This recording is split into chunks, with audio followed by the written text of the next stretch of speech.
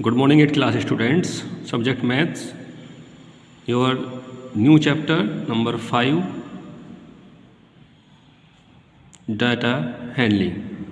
Data Handling में जो आपका जो यहाँ पर है, सबसे पहले हमें क्या है कि यहाँ पर ये समझना होगा कि हम डेटा किसको बोलते हैं।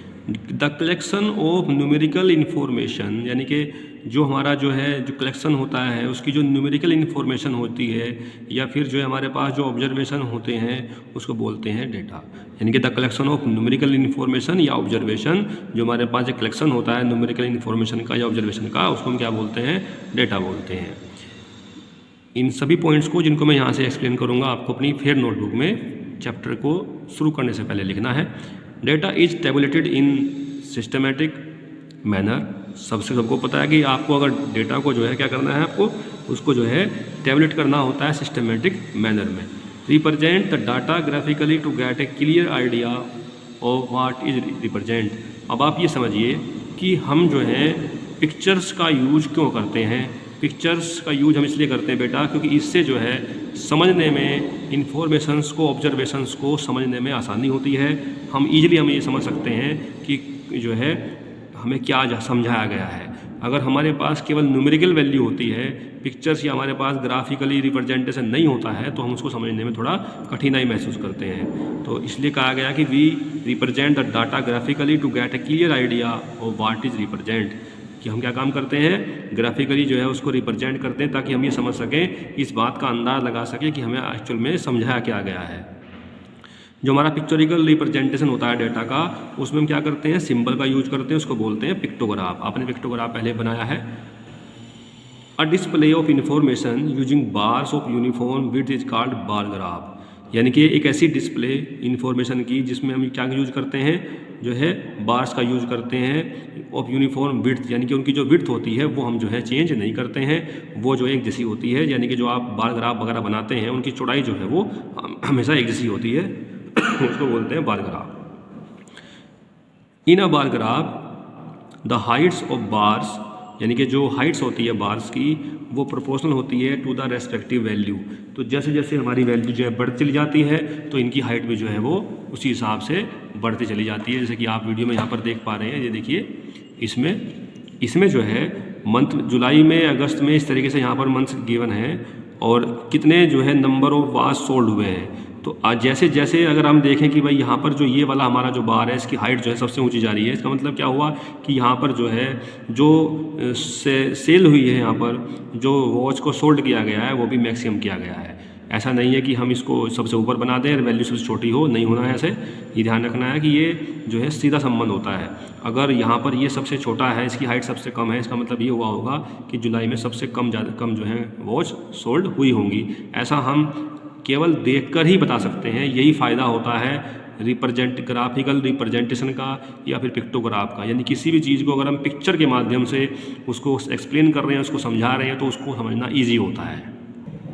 बड़ा ही ईजी है कि किस प्रकार से हम जो है एक फ्रीक्वेंसी डिस्ट्रीब्यूशन टेबल हम प्रिपेयर करते हैं। बहुत ईजी है, हम करते आ रहे हैं कई साल से क्लासों में। तो देखिए क्या है कि सबसे पहले हम देखना क्या कि हमें कुछ ऑब्जर्वेशन यहाँ पर गिवन है। देखिए डब्लू जी बी, इस तरीके से लास्ट में फिर डब्लू है।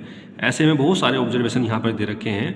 The shoppers who came to a departmental store are marked as man M, यानी कि एम जो है वो मैन को रिप्रेजेंट करता है, डब्लू वुमेन को करता है, बी बॉय को करता है, जी गर्ल को करता है।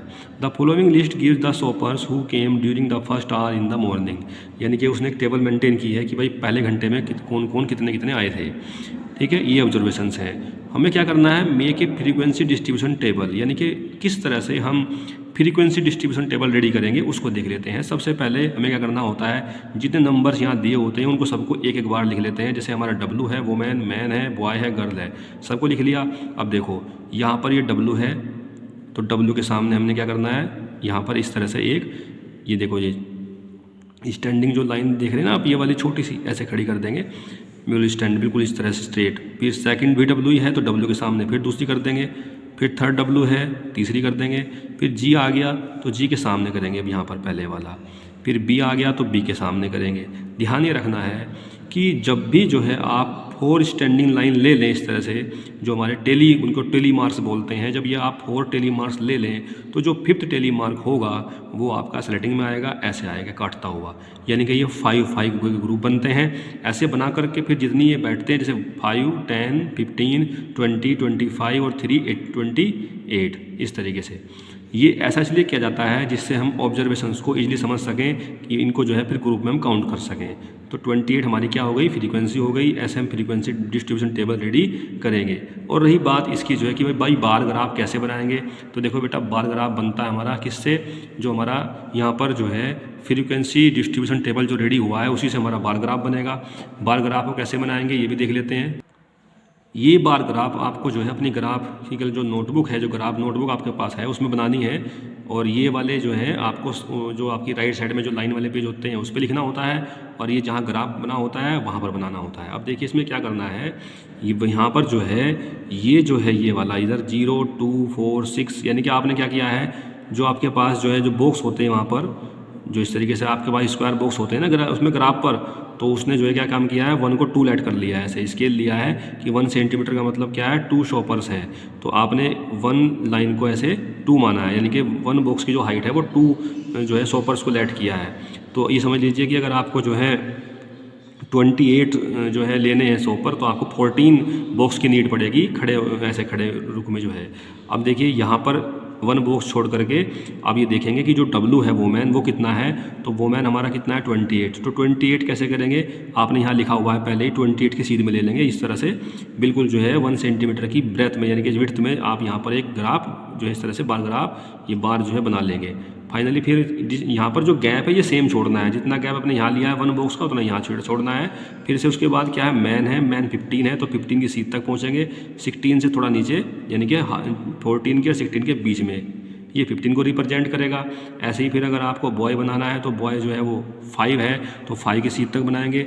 ध्यान ये रखना है कि इनकी जो चौड़ाई है वो कम ज़्यादा नहीं होनी चाहिए, ना ही इनके बीच में जो गैप छुटा हुआ है खाली ये कम ज़्यादा होना चाहिए। इस तरीके से आप क्या करेंगे, एक जो है इसको जो है अगर क्या करेंगे, जो आपके पास ऑब्जर्वेशंस थे जिसका आपने फ्रीक्वेंसी डिस्ट्रीब्यूशन टेबल रेडी किया था उसका आप क्या बनाएंगे भाई, उसका जो है क्या बनाएंगे आप, उसका बार ग्राफ बनाएंगे। क्या बनाएंगे, उसका बार ग्राफ। बेटा एक होता है बार ग्राफ, एक होता है हिस्टोग्राम। देखिए बार ग्राफ में ध्यान रखना बीच में गैप आता है, यानी कि ये जो स्तंभ होते हैं जो बार होते हैं ये एक दूसरे से टच नहीं होते, इनमें गैप होता है। और जो हिस्टोग्राम होता है उसमें ये एक दूसरे से लगे हुए होते हैं, जैसे कि आप यहाँ देख रहे हैं, देखो ये एक दूसरे से लगे हुए हैं, ये हिस्टोग्राम होता है।